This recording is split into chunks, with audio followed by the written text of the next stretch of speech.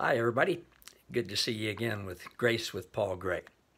This week, I've asked you to imagine that you're a detective working to help a man discover his birth father, and you've narrowed it down to two men with the same name, Victor McAllister, each from Topeka, Kansas, both still alive and morally upright.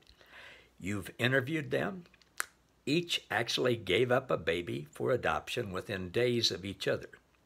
Both appear to be upright, honorable men, no trouble with the law or creditors or society. One is a strict taskmaster, easily angered, quick to judge, and just kind of harsh. His employees and families stick with him out of fear.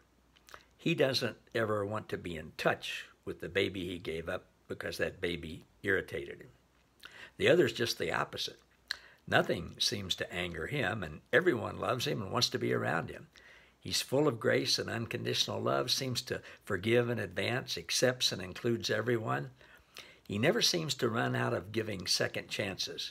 He's always loved the baby that he had to give up for adoption and can't wait to meet him, and actually stated he wants to include him in the family inheritance, just like all his other kids. Well, today you find out who your client's real father is. He's the good guy. You've done your job, you get paid for the hours you've worked, and that's that.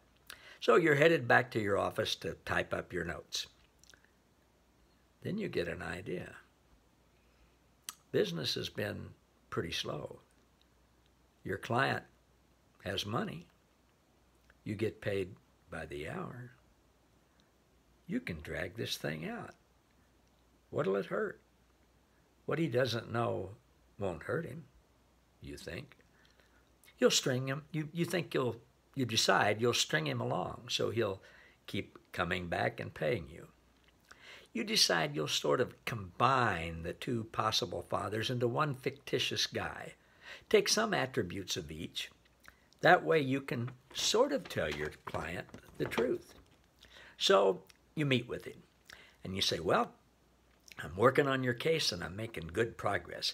I've narrowed the search down to two possibilities. Now, in order to protect you and them and my professional code of ethics, I won't be able to tell you who the two possibilities are until I positively identify the correct father.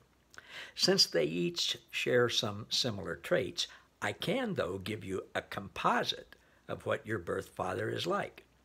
He's a morally upright man who's squeaky clean. He has no criminal record. He's involved in the community, volunteers in some things. He's very involved with his family, and he's very fair according to his very high standards. He loves his children. Yes, you have siblings, and he takes very good care of them. However, like all people, he has his limits. He's a rather harsh taskmaster.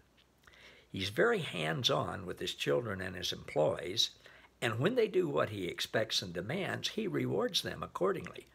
However, when they don't, he holds them accountable. It appears that he loves his children and employees, but there are limits and restrictions and conditions on his love. I guess that's true of everybody, isn't it? So I consider all of this very good news for you. We've narrowed it down to the truth that your birth father is a good, upstanding, morally impeccable, community-oriented person who is fair and seems to reward those he loves according to how well they do.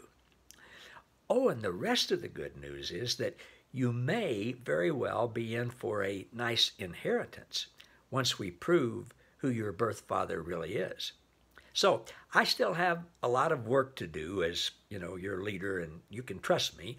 I've got private investigator stuff that I'm not privileged to reveal all the details to you that I need to continue doing. But if you're able to continue paying my hourly fee, we'll meet each week and I'll tell you where we are. And the story continues tomorrow. See you then.